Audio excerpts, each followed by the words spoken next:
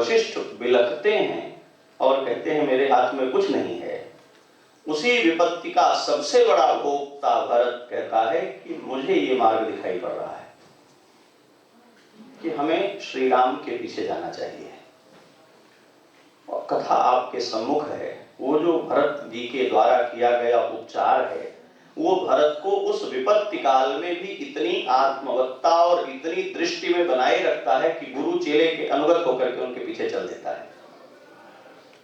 ये उपचार घटित हो रहा है, कोई क्रिया नष्ट नहीं होती, उसका कोई फल प्रकट होता है। कई बार वो फल जहां हम देखना चाह रहे होते हैं वहां नहीं प्रकट होता दिखाई हो रहा, लेकिन वो क्रिया तो फल देती ही देती है। और रामायण इस बात का प्रमाण है कि जब श्री राम के वनगमन और दशरथ जी के स्वर्ग गमन के बाद क्या होगा ये किसी को पता नहीं था, तो भरत जी को पता था कि क्या होना चाहिए और उन्होंने उसका रास्ता निर्मित किया। कथाएं हमारे सम्मुख हैं। ज्योतिष शास्त्र की ओर बढ़ते हुए जो चतुर्वेदी जी ने जो बात यहाँ कही वो बहुत महत्व की बात है कि जैसे विविध प्रकार के लोक कल्याण के उपादान हैं, वो एक अपनी प्रामाणिकता का, अपनी सफलता का एक ग्राफ बनाते हैं। इससे उनकी पद्धतियों की एक समीक्षा होती है, एक डिटेलिंग होती जाती है कि किस किस प्रसंग में, यद्यपि ये पहले से होता आया है। तो हमारे पास जो इतने ज्योतिष शास्त्र हैं वो इसीलिए हैं। इतने प्रकार के मत ज्योतिष में और अलग अलग तरह के योगों का अलग अलग निरूपण करने वाले ज्योतिष की पद्धतियां हमारे यहाँ विकसित हैं। तो एक ज्योतिषी का मानना है कि लग्न के आधार पर करेंगे, दूसरे का मानना है त्रिकोण के आधार पर करेंगे, तीसरे का मानना है कि नहीं हम विंशोत्तरी इत्यादि की चीजों को देखेंगे। आप जानते हैं ज्योतिष के एक फल को कहने के लिए कुछ 7-8 अलग अलग परतों का अनुसंधान चाहिए, और उसमें ज्योतिषी अपनी अपनी प्रवृत्ति के कारण उसी ज्योतिष की, उसी कुंडली से, उसी लग्न से निष्कर्ष निकालता है, पर पद्धति भिन्न, क्योंकि ज्योतिषी की अपनी भी कोई कुंडली होती है, उसके भी कुछ ग्रह होते हैं। तो कौन बृहस्पति को ज्यादा बलवत्तर मानता है, कौन सूर्य को, कुछ ऐसे हैं जो कहते हैं राहु ही निर्णय करेगा कुंडली कहां जाने वाली है, क्योंकि हमारी कुंडली में भी कोई ग्रह है, वो हमको प्रेरित करता है कि इस मार्ग को बलवत्तर मार्ग समझना है।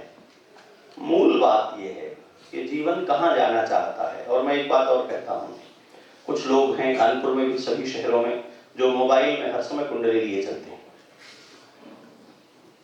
हाँ, अगर एक दिन खाई हुई मटर नहीं पचे तो वो दूसरे दिन देखते हैं कि ऐसा तो नहीं है कि कोई चलित फलित कहीं कुछ बदल रहा हो हमारा। ऐसे लोगों को मनोचिकित्सक की आवश्यकता है, ज्योतिषी की आवश्यकता नहीं है।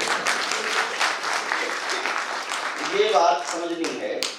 जब आप अंधेरे में होते हैं और टॉर्च लेकर चलते हैं, तो टॉर्च की बहुत अच्छी योग्यता यह है कि वो ठीक उस स्पॉट पर दिखाता है जहां आपको जाना है, पर उसका साइड इफेक्ट आपने ऑब्जर्व किया होगा। यहाँ टॉर्च वाली पीढ़ी बहुत सारी बैठी है हमारे सामने, मैं इसलिए कह रहा हूँ, बहुत सारे वरिष्ठ जन बैठे हैं। जब आप टॉर्च से देखते हैं तो जिधर टॉर्च दिखाती है उसके सिवा और चारों बगल ज्यादा अंधेरा हो जाता है। जब आप किसी एक इच्छा, किसी एक लालसा, किसी एक कामना की दिशा में ज्योतिषीय टॉर्च लेकर देखना शुरू करते हैं, तो जीवन के बहुत सारे दूसरे पक्ष जो बहुत मानवीय हैं, जो बहुत पारिवारिक हैं, बहुत अच्छी बन रही है दंपति में, और एक बढ़िया ज्योतिषी आपको मिल गए और उन्होंने कहा कि ये जो कुंडली आपकी पत्नी की है या आपके पति की है, इसकी कुंडली में तो बिहारी एक बड़े कवि हुए हैं,